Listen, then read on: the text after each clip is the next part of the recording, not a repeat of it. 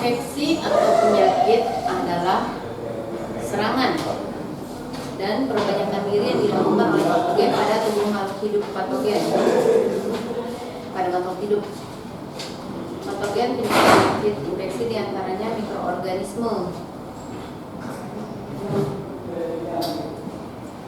Mikroorganisme udah tahu ya. Sementara itu parasit seperti cacing juga dapat menyebabkan infeksi. Meskipun terkadang istilah infeksi dan infestasi dipakai bergantian untuk menyebut serangan agen parasit.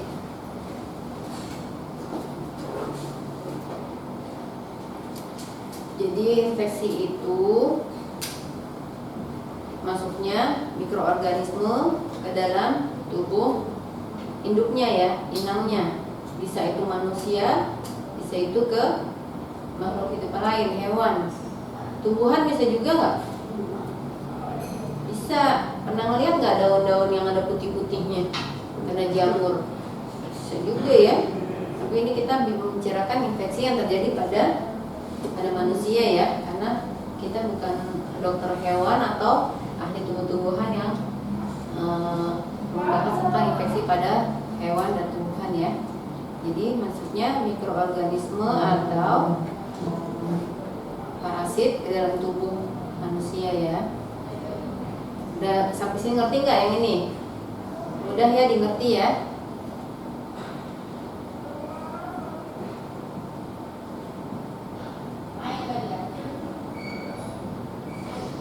Infeksi dapat disebabkan oleh berbagai entitas biologi yang dikenal dengan sebutan agen infeksi, yaitu agen infeksi yang tadi yang disebutin ya, mikroba dan parasit itu ya. Sifat patogenik disematkan kepada entitas biologi yang mampu menimbulkan penyakit. Misalnya bakteri patogenik dan cacing patogenik. Jadi apa artinya? Mikroba atau bakteri atau parasit yang menimbulkan sakit ya. Tapi kalau yang nggak menimbulkan sakit kita nggak bilang patogen ya.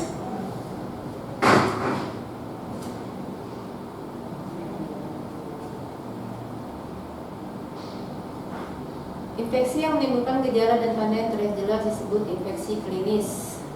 Sedangkan infeksi yang aktif tetapi tidak menghasilkan gejala yang nyata disebut infeksi diam atau subklinis. Ada nggak? Tahu nggak maksudnya ini? Infeksi klinis atau infeksi diam?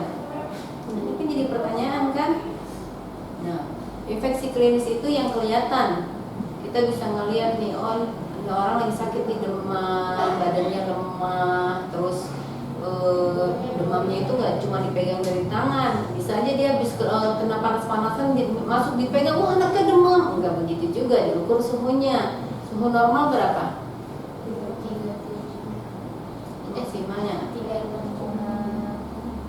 36 sampai 37,5 ya, itu nilai normal manusia. Tapi untuk bayi 36 itu dibilangnya hipotermi. Jadi kalau bayi itu suhu normalnya 36,5 sampai 37,5. Di bawah 36,5 dia hipotermi. Tahu hipotermi? Dingin, anaknya dingin. Dingin pada bayi bisa menyebabkan kematian ya. Jadi infeksi klinis itu yang kelihatan ya. Dia demam, dia lemes, ada timbul ruam-ruam atau ada timbul luka. Tapi yang infeksi diam itu nggak kelihatan apa? Ya dia sebenarnya dia batuk pilek tapi nggak kelihatan. Dia masih bisa lari-lari kayak gitu ya. Atau orang yang pernah terinfeksi tipes, dia udah sembuh, tapi kumannya itu nggak mati. Infeksi itu tipes itu kumannya nggak mati, dia timbul di iya dia bisa timbul lagi, dia diam di sumsum tulang belakang. Sebenarnya dia masih tetap terinfeksi kan, karena kumannya nggak mati, dia cuma tidur, dorman. Kumannya, sifat kumannya itu dorman, tidur. Jadi kalau misalnya tubuh kita lagi daya tahan tubuh kita lagi lemas, terus makan kita nggak dijaga, itu si kuman itu kambuh lagi. Dia itu diam itu karena ada tekanan dari sistem imun tubuh kita. Jadi kalau kita lagi lemah, dia bisa bangkit lagi, tipes bisa kena lagi ya.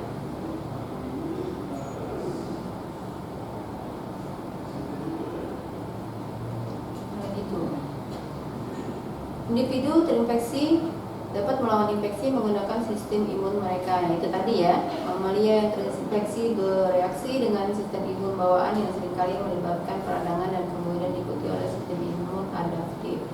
Itu. Terus ada lagi apa? Jerawat juga nggak kelihatan infeksi ya. Ini kayak gini nih jerawat nih, biasa-biasa aja ya. Kelihatannya sebenarnya kan infeksi dia kan infeksi kulit, tapi nggak kelihatan kan dia infeksinya. Dia nggak menimbulkan keluhan pada inangnya ya, pada induknya ya. Istilah-istilah dalam infeksi apa aja sih? Infeksi akut. Infeksi akut berkembangnya dengan cepat atau bisa cepat atau berlarut-larut. Contohnya apa nih? Kalau infeksi akut itu dia tiba-tiba langsung demam, bisa kelihatan langsung tiba-tiba demam. Biasanya infeksi akut ini disebabkan oleh virus. Virus itu dia begitu menginfeksi langsung menimbulin reaksi. Demam yang tiba-tiba itu salah satunya bisa kita lihat, oh ini dia diinfeksi sama virus nih. Orang tadinya nggak kenapa-napa, tahu-tahu anak ini langsung demam gitu. Tadi kayaknya dia habis main-main aja, kok sekarang dia tiba-tiba demam tinggi gitu kan ya. Bisa juga atau tadi dia oke-oke aja, ini kok tiba-tiba langsung buang-buang air banyak banget gitu. Jadi infeksi akut itu dia bisa bergejala tiba-tiba ya. Kalau infeksi kronis, ketika gejala penyakit berkembang secara bertahap. Nah ini, misalnya dia kelihatan tergoles muka, dia infeksi dong ya. Tapi dia bisa berkembang karena apa? Masuknya mikroorganisme tadi. Tapi sebenarnya dia belum ada gejala nih, walaupun tergoles muka itu kan trauma. Karena nih masuk bakteri misalnya. Udah nimbulin sakit belum misalnya? Sakitnya cuma sakit luka, udah ada demam belum? Nanti dia kira-kira 3 hari kalau nggak dikasih antibiotik, ini bakteri ini berkembang. Pertama dia kayak sumong-sumong, kita tahu sumong-sumong ya. Karena kadang-kadang orang 37,5 aja udah merasa badannya nggak enak. Karena suhu rata-rata misalnya 37, kok rasanya udah nggak enak nih sumong-sumong, kok kepala rasanya udah pusing. Itu baru di minggu pertama. Minggu keduanya dia demamnya langsung jadi tinggi, dari 37,5 naik langsung 38. Masih dianggap nggak apa-apa, ini mah mungkin kurang minum. Tetap nggak dikasih obat, akhirnya demamnya jadi tinggi, jadi 39, timbul jadi bengkak yang bernanah ya. Jadi ini jadi infeksi namanya kronis yang lebih dari 1 minggu ya, lebih dari 1 minggu tuh udah kita bilang infeksinya kronis ya. Kalau baru seminggu bisa dibilangnya akut. Kadang-kadang dia bisa sembuh sendiri kalau penyebabnya itu virus. Yang waktu itu awal-awal ibu pernah bilang kalau infeksi virus tanpa antibiotik dia bisa sembuh sendiri. Cuman yang namanya orang terinfeksi, badan kita, sistem imun kita jadi melemah. Kalau kita melemah, jadi kuman apa aja bisa masuk. Jadi dokter kadang-kadang tetap memberikan antibiotik pada infeksi virus untuk mencegah bakteri-bakteri lain masuk ya. Terus infeksi subakut, yaitu tengah-tengah antara akut sama kronis. Jadi dia nggak terlalu cepat, nggak terlalu lama juga, tengah-tengah penyembuhannya ya. Infeksi laten, jenis infeksi yang dapat terjadi setelah fase akut. Organisme patogennya ada tapi gejalanya tidak. Setelah beberapa waktu penyakit ini dapat muncul kembali, yaitu yang tadi infeksi apa itu? Tipes ya. Jadi dia bisa fase laten juga, termasuknya tuh virus tipes ya. Infeksi vokal didefinisikan sebagai infeksi awal suatu patogen sebelum mereka menyebar melalui aliran darah ke area tubuh lain. Apa itu? Yaitu yang tadi misalnya karena lukanya karena bukan karena kepotong ya. Kalau kepotong itu bisa dibilang, kalau luka sayatan, luka itu kalau orang yang operasi steril itu infeksi luka steril namanya, luka yang dibuat. Kalau yang kayak gini misalnya dia ya inilah jerawat, infeksi vokal, dia bisa sembuh sendiri. Tapi kalau misalnya kita garuk-garuk, kuman bakteri makin banyak masuk, akhirnya menyebar ke pembuluh darah. Yang tadinya dia cuma jerawat doang, dia bisa jadi tumor, bisa jadi kanker ya. Jadi infeksi vokal itu ya udah di situ aja, dia nggak menyebar ya, belum infeksi yang belum menyebar.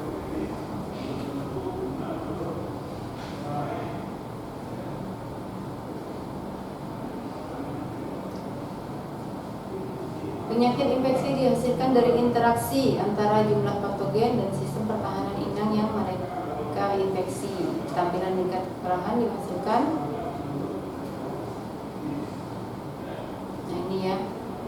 Jadi interaksi antara si kuman sama sistem tubuh kita. Kuatan mana nih? Kalau kuatan kumannya ya udah, itu akan menyebar ke seluruh pembuluh darah, ke seluruh tubuh ya, melalui aliran pembuluh darah. Kalau misalnya yang menang sistem imun tubuh kita, kumannya jadi mati ya, jadi tidak ada penyebaran. Patogen mengganggu fungsi normal inang, berakibat pada luka kronis, gangren, kehilangan organ tubuh, bahkan kematian. Ya, itu ya. Ini kalau yang misalnya sistem tubuh kita yang kalah, jadi kuman patogennya itu yang tadinya waktu itu ibu pernah singgung juga yang gangren ya. Kalau misalnya nggak diobatin, dia bisa menjalar kemana-mana, akhirnya bisa menyebabkan kematian. Tapi untuk mencegah itu tidak menjalar lagi, akhirnya bisa diamputasi, kehilangan organ tubuh, ya kan? Nah yang kalau nggak sampai diamputasi, dia menyebar ke seluruh tubuh, menyebabkan kematian, gitu ya. Jadi karena aliran darah atau karena infeksinya, penyebarannya nggak langsung di stop, itu yang bisa menyebabkan kematian.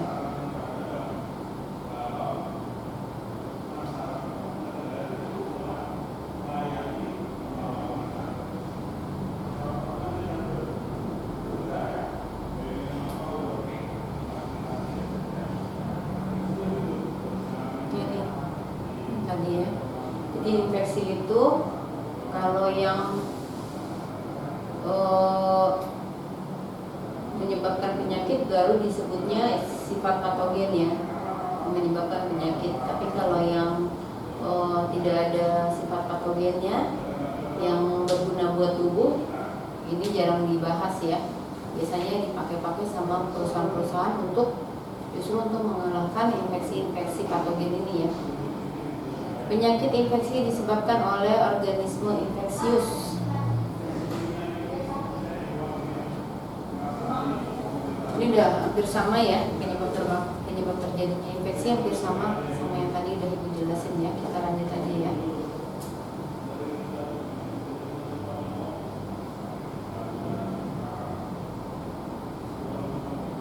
Ini jenis-jenis infeksi virus. Ibu kasih contohnya aja kayak tadi, infeksi virus itu dia terjadinya cepat.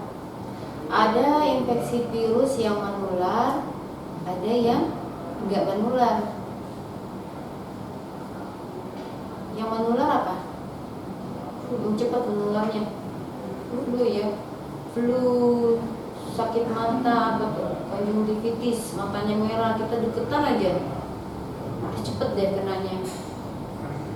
Tapi kalau misalnya penyebab yang disebabkan oleh virus nggak cepet nyebarnya apa?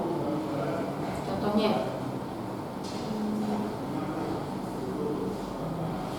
DBD ya.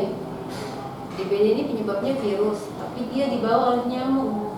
Kalau misalnya yang nggak ada Zahra sama Sarah sama-sama Zahra misalnya sakit DBD, Sarah enggak, tapi dia berdekatan, besuk misalnya besuk, itu dia nggak akan bisa nularin. Kalau di tempatnya kalian berkumpul itu nggak ada nyamuk yang gigit Sarah, terus nggak gigit si Zahra, itu nggak akan terinfeksi. Walaupun berdekatan, walaupun peluk-pelukan, itu nggak akan menyebabkan ketularan ya. Jadi tergantung dia dibawa sama siapa si virus itu. Ya. Tapi kalau gastroenteritis, dia diare, dia bisa cepat. Karena apa? Kalau lupa cuci tangan sama, dia lupa cepat. Peluk-peluk Zara, cepet sehat ya, nggak ada lu nggak rame gitu misalnya. Peluk-peluk, usap-usap, Sarah misalnya ceboknya nggak bersih, ada tuh kotorannya tuh, kumannya nggak mati, masih nempel di tangan. Di Zahra usap-usap, akhirnya infeksi dari dua-duanya jadi kena gitu ya. Infeksi bakteri diakibatkan oleh bakteri yang menyebabkan demamnya itu tadi ya, yang gue bilang. Jadi demamnya itu pertama dia sumeng, habis itu baru demamnya agak tinggi sedikit, baru demamnya tinggi banget, baru menyebabkan kelelahan. Itu contoh dari infeksi bakteri. Nah, ada jenis yang bisa kita ini untuk penyakit yang sering ada di sekitar kita. Misalnya untuk ISPA itu apa sih?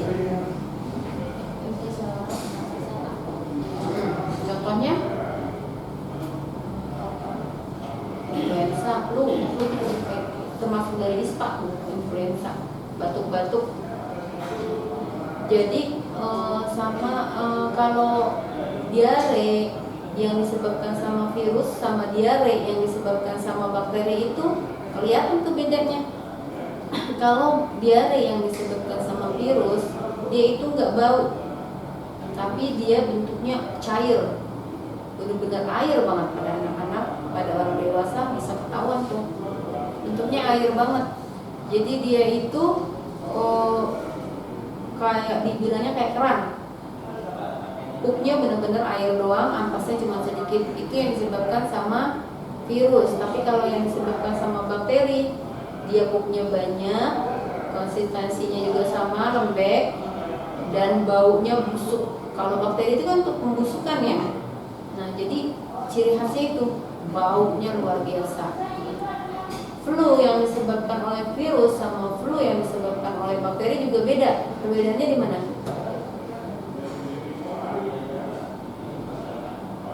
Kalau flu yang disebabkan oleh virus, ingusnya bening dan dia cepat tiba-tiba langsung demam. Tapi kalau flu yang disebabkan oleh bakteri, dia anaknya pertama pileknya dikit, lama-kelamaan warna ingusnya jadi kehijauan. Pernah ngeliat yang begitu kan? Itu pokoknya kita bisa bedain tuh antara virus sama bakteri dari tanda-tanda klinisnya ya. Terus infeksi jamur.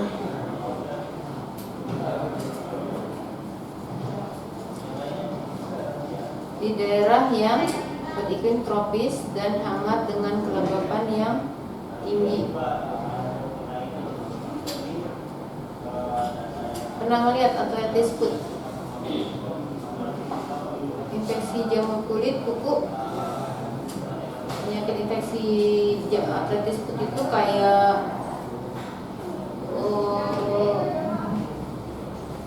model cacar air, tapi dia kecil-kecil, terus berkelompok, adanya cuma di kaki, kecil-kecil banget, bunder-bunder gitu, banyak jijik kulitnya. Astagfirullah. Terus infeksi jamur kulit itu kayak model contohnya apa? Panoan. Pernah lihat panoan? Bingung juga ya kalau zaman sekarang masih ada panoan ya. Itu mandinya bagaimana gitu ya? Itu kalau lembab ya, kita itu kan berkeringat, semua manusia itu berkeringat. Walaupun kita tidak beraktivitas, kita pasti berkeringat. Kenapa? Karena ada proses pembakaran di dalam tubuh. Itu sel-sel itu kan bekerja ya kan. Kita itu kan terdiri dari kumpulan dari sel-sel kan. Organ kita itu kumpulan dari sel-sel. Semua sel kita itu bekerja. Yang satu lagi buat organ pergerakan segala macam, dan itu menimbulkan pembakaran itu hasil akhirnya apa? Zat sampahnya apa? Salah satunya keringat ya. Nah itu emang kita nggak ngapa-ngapain, udah orang nggak usah mandi, orang nggak ngapa-ngapain juga. Hei, hello, emangnya tubuh kita nggak melakukan pembakaran? Emangnya nggak ada keringat di situ walaupun kita nggak ngerasain basah banget? Kan nggak perlu selalu basah banget kan? itu dia bisa menyebarkan infeksi jamur ya. Infeksi jamur pada vagina, kenapa nih? Ya kan tadi salah satu tempatnya apa? Lembab ya. Kita itu kan udah di daerah yang tertutup, ditutup lagi. Kalau kita bersihin yang nggak bener, di situ bisa jadi infeksi jamur. Tapi juga nggak boleh terpakai antiseptik yang membunuh seluruh kuman yang ada di situ ya. Karena ada bakteri baik di situ yang untuk membunuh si bakteri jahat yang ada di situ ya, jamur-jamur itu. Dia makan jamur-jamur yang ada di sekitar situ. Infeksi parasit, cacing, amoeba. Nah ini nih paling banyak kalau dulu masih sering ditemukan penyebab dari cacing itu penyakit kaki gajah. Pernah dengar nggak? Jadi kakinya itu yang kayak gajah, gede. Itu isinya apa? Cacing dan telur-telurnya. Kenapa bisa jadi kayak gitu? Zaman dulu belum ada WC yang baik, jadi pup di sembarang tempat. Nah di situ jadi bakteri muncul, cacing-cacing muncul. Kita dulu nggak pada pakai, bukan kita ya. Zaman dulu orang-orang dulu itu pada nggak pakai sendal ya. Sendal itu salah satu barang yang lumayan istimewa ya. Kita pakai sendal, jadi di situ jadi cacing masuk melalui pori-pori di kaki orang-orang zaman dulu itu. Disitulah jadi dia berkembang biak, tempat berkembang biak dengan enak. Jadi timbullah penyakit kaki gajah ya. Itu salah satu penyakit parasit. Satu lagi apa? Nih paling banyak nih, amoeba. Diare yang disebabkan oleh amoeba. Contohnya apa sih? Kalau pupnya itu dia sakit luar biasa. Sakitnya luar biasa sampai menjerit. Dan ciri khasnya dari diare yang disebabkan amoeba itu ada lendir sama darah. Karena si amoeba itu dia akan terus masuk ke setiap lapisan dari usus itu kan. Usus ada lapisan-lapisannya. Si amoeba kalau dokternya nggak cermat, sebenarnya nggak perlu harus selalu dicek ini penyebabnya apa sih diare anak ini. Kan dari anamnesa, dari cerita ibunya, jenis pupnya, konsistensinya kayak gitu bisa ketahuan ini disebabkan oleh apa. Nah ciri khasnya keluar ada lendirnya, ada darahnya, itu disebabkan sama amoeba. Kalau dokter kasih antibiotik yang enggak pas untuk si amoeba itu akan terus ngebor usus sampai ke bagian dalam. Itu yang menyebabkan apa? Si pasien kalau diare dengan amoeba begitu pup dia akan menjerit karena sakit banget, luar biasa sakit. Ini pernah dapetin pasien dewasa kayak gini, dia sampai menjerit luar biasa, kirain ibu kegigit ular, yang nggak taunya dia pup sampai segitunya. Berarti sakitnya luar biasa.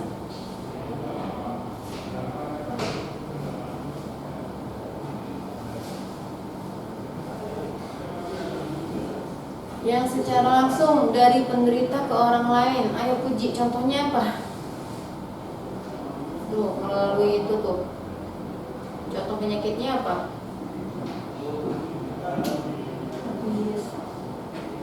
Ya apa? Habis bersih, kita Nggak usah pakai tangan, hancur, sengaja ngebagi. Puji, hancur. Nah, udah langsung puji dapet gitu ya. Nah itu dari percikan air liur saat bersin atau batuk atau berciuman melalui air liur ya. Terus dari ibu ke bayi apa? Contoh penyakitnya HIV ya. Ibu yang terinfeksi HIV dia bisa menularkan ke bayinya melalui tali pusat ya. Tali pusat bayi kan semua makan dari mana? Dari ibu ya, melalui tali pusat ya. Terus yang dari hewan ke manusia apa?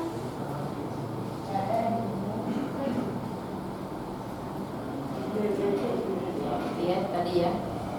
Dari mana itu? Ya, DBD ya. Dari hewan membawa virus menempel ke gigit manusia gitu ya. Ya secara tidak langsung benda terkontaminasi. Contohnya apa? Ayo yang tadi presentasi.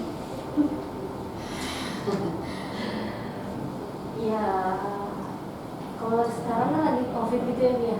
Kayak itu kan nggak bawa barang yang kita nggak pakai, lagi kita nggak sentuh, kita nggak boleh disentuh lagi sama orang karena udah terinfeksi dan kitanya ada terinfeksi, barangnya juga masih terinfeksi.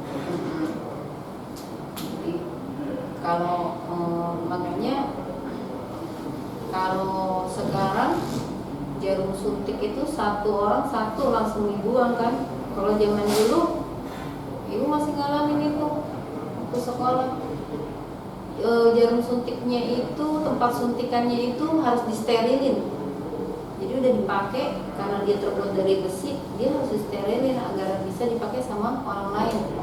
Itu kalau kayak gitu tuh infeksinya udah banyak banget tuh. Makanya zaman dulu itu orang terinfeksi lebih tinggi dibandingkan zaman sekarang. Karena zaman sekarang itu satu kali pakai dan langsung dibuang.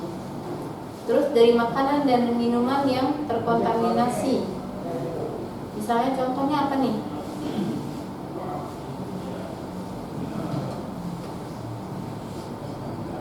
Penyakit TORS, toksoplasma ya, pada makanan-makanan yang tidak dimasak dengan matang ya.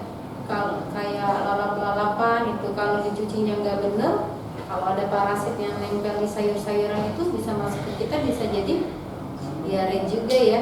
Bisa itu amuba bisa masuk dari situ ya, bakteri bisa masuk dari situ. Atau makan steak itu kan nggak mateng kan, cuma setengah mateng.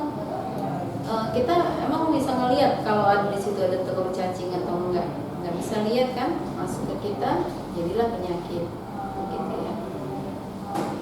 Terus gigitan serangga sama ya, sama seperti dari hewan ke manusia yang dibawa apa, virus DBD ya.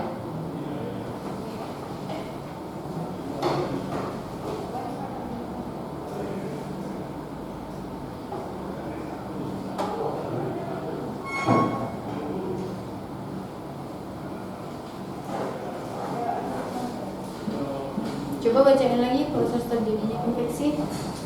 Siapa aja? Pertama yaitu masuknya mikroorganisme ke dalam inang melalui satu atau beberapa jalur pernapasan, pencernaan atau kulit yang telah terluka atau urogenitalia. Setelah masuk, patogen harus melalui beberapa macam sistem pertahanan tubuh sebelum dapat hidup dan berkembang biak di dalam tubuh. Tahap pertamanya yaitu kalau yang masuk melalui pernapasan batuk pilek, kalau masuk ke dalam pencernaan diare, masuk ke dalam kulit yang terluka itu infeksi kulit ya, atau urogenitalia infeksi saluran kencing. Saluran kencing itu kan terbuka juga tuh ya.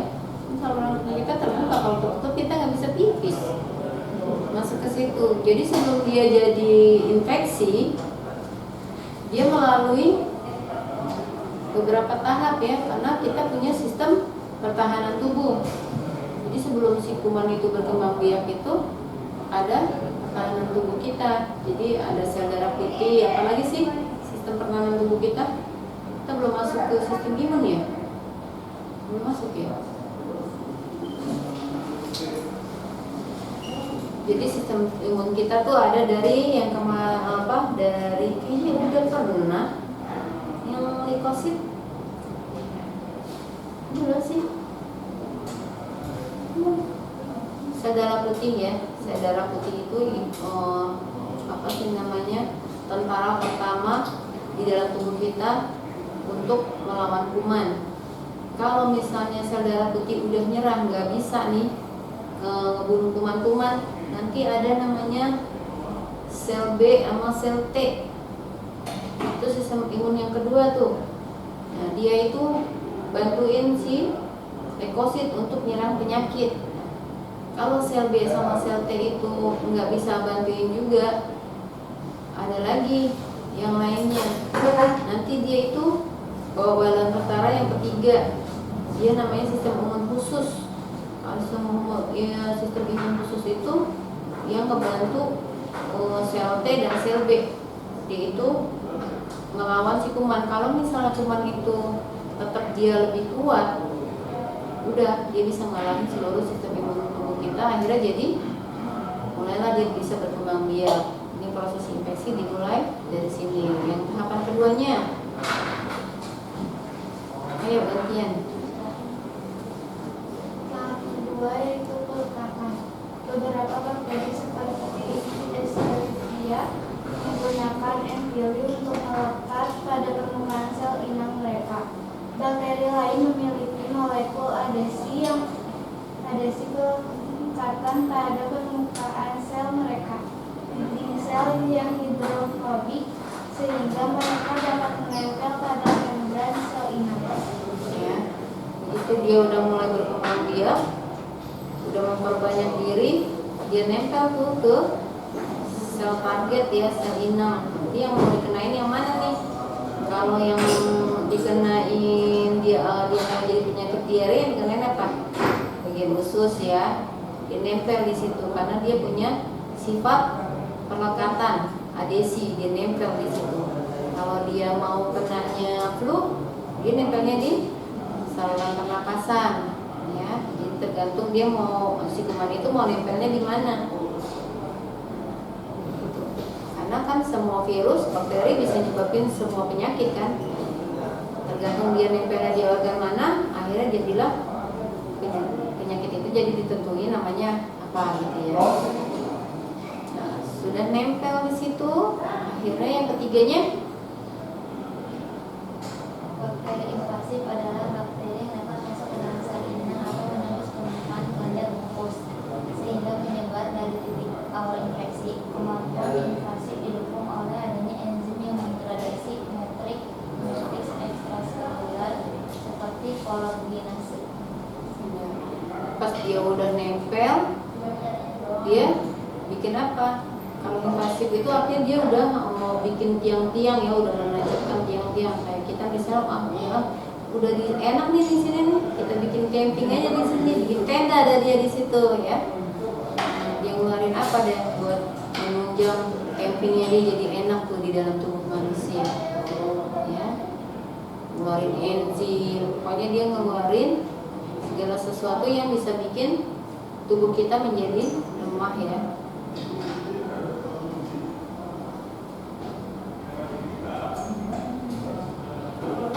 Lanjut. Toksin bakteri. Beberapa bakteri menghasilkan toksin atau racun yang dapat dibagi menjadi dua jenis. Itu endotoksin adalah Lipopolysaccharida yang tidak disekresikan melainkan terdapat pada dinding sel bakteri gram negatif. Sedangkan eksotoksin adalah protein yang disekretasikan oleh bakteri gram positif dan gram negatif. Ini lipopolysaccharida itu lemak ya. Jadi dia ngeluarin racunnya itu berupa lemak bersama protein. Ini yang bisa masuk ke dalam pembuluh darah si inang ya, pembuluh darah manusianya ya, di tempat dia menetapnya. Mulailah dia itu infeksi ya. Jadi kalau belum masuk ke pembuluh darah itu belum infeksi ya, baru infeksi invasif aja, baru lokal aja ya.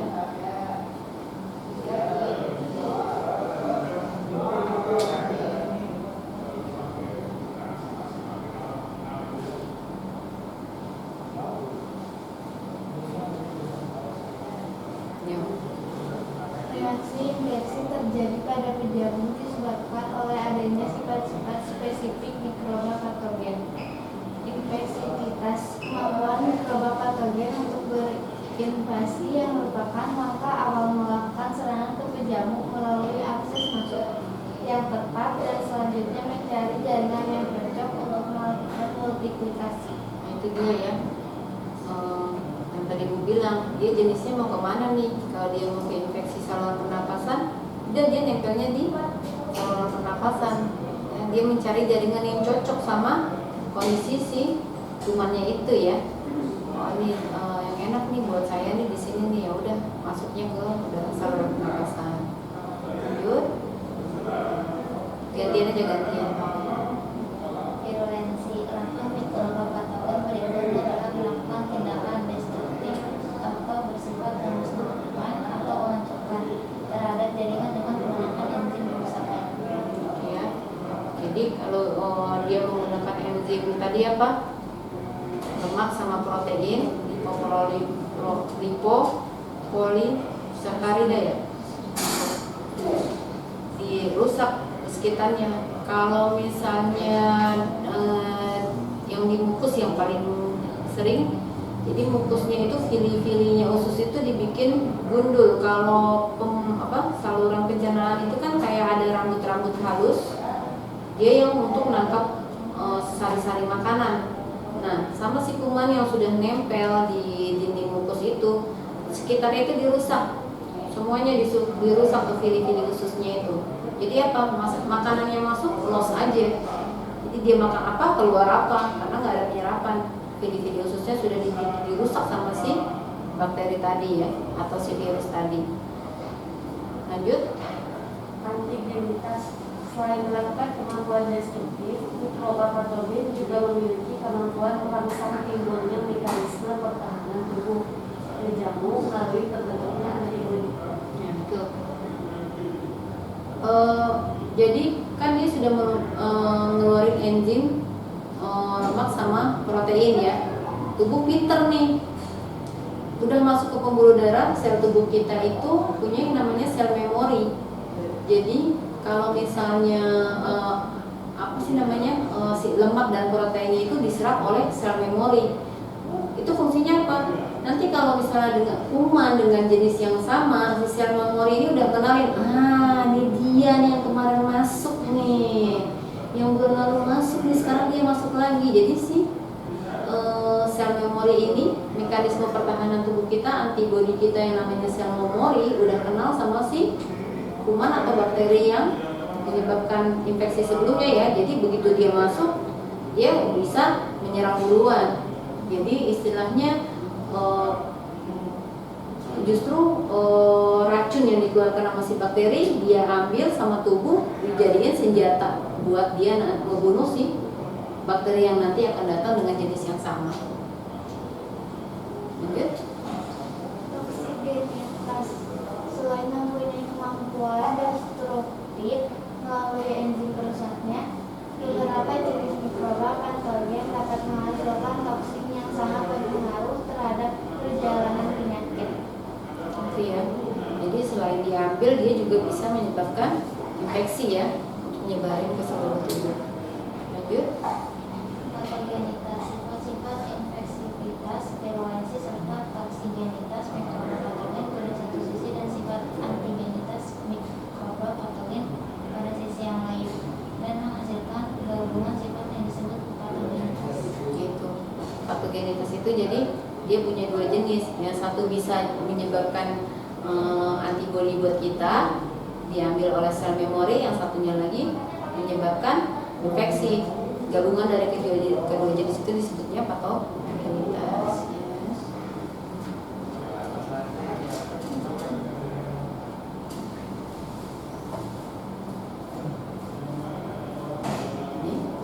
Thank you Aji. Lanjut. Pencegahannya, beberapa bentuk pencegahannya seperti menerapkan pola hidup higienis, menjaga sanitasi, berolahraga dengan teratur, mengonsumsi diet seimbang, dan serta memasak makanan dengan baik juga penting untuk mencegah infeksi. Zat antimikroba yang digunakan untuk mencegah penularan infeksi meliputi antiseptik yang diaplikasikan pada jaringan hidup, misalnya kulit, disinfektan yang menghancurkan mikroorganisme pada benda mati, dan terakhir yaitu antibiotik dalam konteks profilaksis bila diberikan sebagai pencegahan dan bukan sebagai pengobatan infeksi. Namun penggunaan antibiotik jangka panjang mengakibatkan resistansi. Pemakaian antibiotik lebih banyak dari yang diperlukan memungkinkan bakteri bermutasi sehingga menjadi infeksi. Tapi ya, apa bedanya antiseptik, desinfektan sama antibiotik? Yuk, yang presentasi. Antiseptik buat jaringan hidup. Ya, contohnya? Contohnya obatnya? Ini kalau kayak salep itu nggak sih yang biasanya kalau terkena infeksi ya gitu kayak salep katanya gitu buat ininya antiseptiknya. Selalu ada nggak antibiotik? Antibiotiknya Ada, obat antibiotik ada. Jadi ini maksudnya kemana? Antibiotik, bukannya antiseptik. Oh, dia buat yang di jaringan kulit tulang. Apalagi tuh antis, apalagi yang dijual sekarang banyak banget ya. Yang buat di jaringan kulit, jadi mematikan kulit kuman-kuman yang bisa nyebabin infeksi aja ya, tanpa membunuh semuanya. Itu antiseptik. Kalau desinfektan,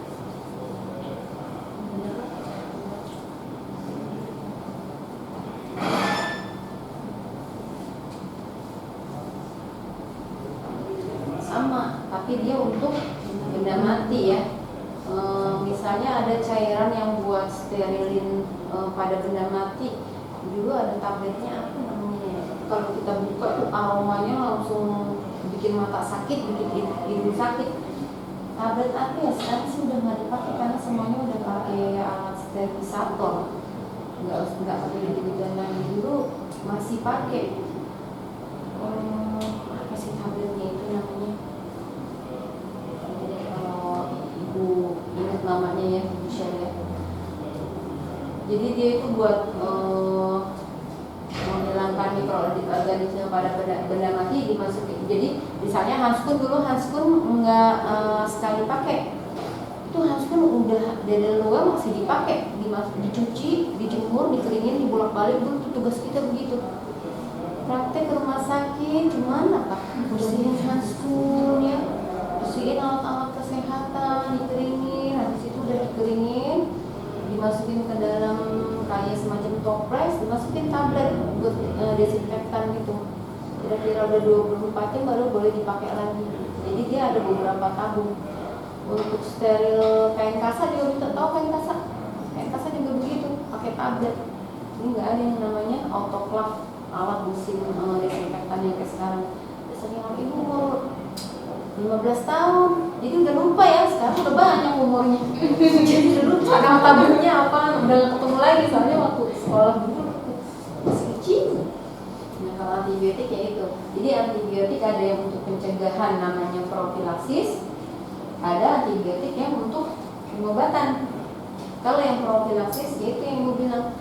Jadi yang disebabkan sama misalnya DBD itu dari virus, nggak perlu antibiotik, tapi dokter tetap ngasih antibiotik untuk apa? Profilaksis, pencegahan biar si bakteri nggak masuk kepada tubuh si penjamu sebagai pencegahan karena dia dalam kondisi lemah ya.